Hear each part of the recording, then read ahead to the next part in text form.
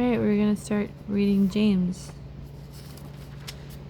There are 5 chapters in James, and I'll read the introduction and then start reading the first chapter while knitting. The letter from James is a collection of practical instruction written to all God's people scattered all over the world.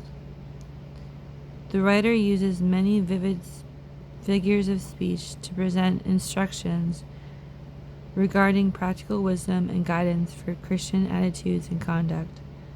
From the Christian perspective, he deals with a variety of topics such as riches and poverty, temptation, good conduct, prejudice, faith and actions, the use of the tongue, wisdom, quarreling, pride, and humility, judging others, boasting, patience, and prayer.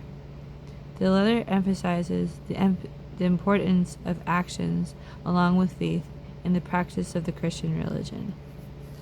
So I'll start reading chapter 1 of James. From James, a servant of God and the Lord Jesus Christ, greetings to all of God's people scattered over the whole world. My brothers, consider yourselves fortunate when all kinds of trials come your way, for you know that when your faith succeeds in facing such trials, the result is the ability to endure. Make sure that your endurance carries you all the way without failing, so that you may be perfect and complete, lacking nothing. But if any of you lacks wisdom, he should pray to God, who will give it to him, because God gives generously and graciously to all. But when you pray, you must believe and not doubt at all. Whoever doubts is like a wave in the sea that is driven and blown about by the wind.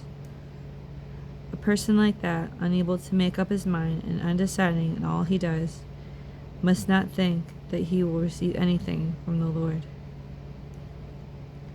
The Christian who is poor must be glad when God lifts him up, and the rich Christian must be glad when God brings him down. For the rich will pass away like the flower of a wild plant. The sun rises with its blazing heat and burns the plant. Its flower falls off and its beauty is destroyed. In the same way, the rich man will be destroyed when he goes about his business. Happy is the person who remains faithful under trials, because when he succeeds in passing such a test, he will receive as his reward the life which God has promised to those who love him. If a person is tempted by such trials, he must not say that temptation must come from God. For God cannot be tempted by evil, and he himself tempts no one. But a person is tempted when he is drawn away and trapped by his own evil desires. Then his evil desires conceive and give birth to sin, and sin, when it is full grown, gives birth to death. Do not be deceived, my dear brothers. Every good gift and every perfect present comes from heaven. It comes down from God, the Creator of the heavenly lights, who does not change or cause darkness by turning. By his own will, he brought us into being through the word of truth, so that we should have first place among all his creatures. Remember this, my dear brothers. Everyone must be quick to listen, slow to speak, and slow to become angry. Man's anger does not achieve God's righteousness purpose.